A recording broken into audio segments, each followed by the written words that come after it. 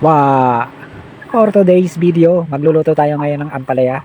So yun guys, para hindi mapait ang ampalaya, gayatin po natin ng maliliit, parang ginali.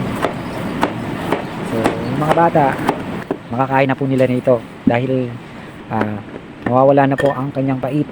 So madali lang po lutuin to. Tara, samahan nyo ako. Nagkayat na rin ako ng bawang at sibuyas. Yan po yung mga ingredients po natin na ihahalo natin sa gulay na ampalaya. Kumuha lang ako ng 2 piraso ng butil ng garlic saka isang sibuyas.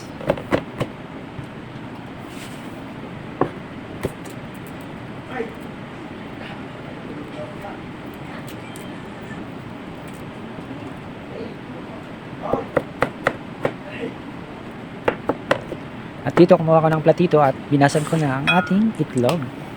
Itlog natin hindi ko itlog. Ayan, itlog po ng manok. So, 4 na piraso po yan. Binati natin at nilagyan natin ng magic sarap at paminta. So, hindi po ako gumagamit ng asin. Okay na po yan ng magic sarap. Kasi malasa naman po yan. At hindi rin po ako gumagamit ng bechin sa pagluluto. Ayan, nilagyan na po natin ng mantika ang ating kawali. At nilagay ko na ang ating garlic at sibuyas. Ayan. At sasangkot siya po natin yung ating ampalaya. Ginayat lang po natin ang maliliit po yan. Para sa ganon, mawala po ang kanyang pait. At nilamas ko po sa asin.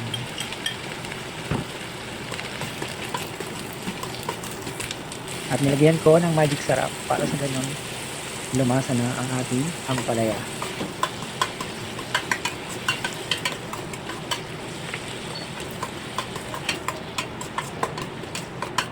Haluin lang po natin hanggang lumambot ang ating ampalaya. At nilagyan ko rin po ng 1 pirasong sili para sa ganon may kagat ang ating ampalaya. At nilagay ko na rin po ang ating binating itlog. At haluin po natin para hindi siya masunog at mamix po siya sa ating ampalaya. Napakabilis lang pong maluto ito.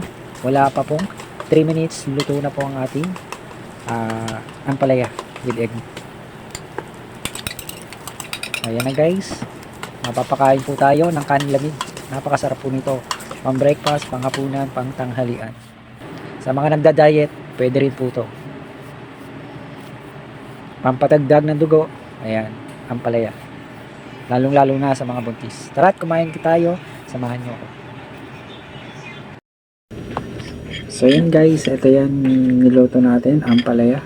So tikman natin kanalabasan. So pinino natin yung ampalaya para sa ganun yung pait niya ay hindi natin malasahan. Sa mga hindi mahilig sa mga ampalaya, pwede nyo nang gawin to kasi yung pait niya guys ay halos mawala na kasi nga piniga natin siya, nilamas natin siya sa asin, tapos pino na siya.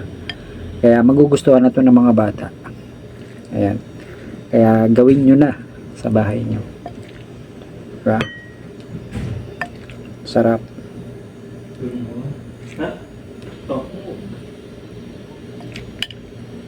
Kain tayo.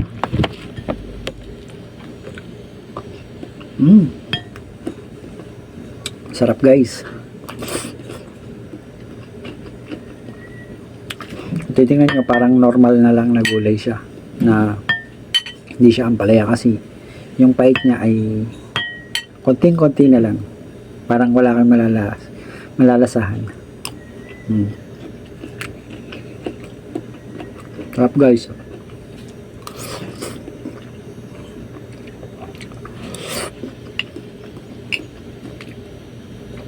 Sa mga bitter dyan, pwede na kayong kumain ng ampalaya. So yun guys, hanggang dito na lang. At paki-comment nyo na lang kung nagustuhan nyo ating video at paki-share na rin po at paki-follow and subscribe na rin po ang ating YouTube channel. Bye bye guys, maraming salamat.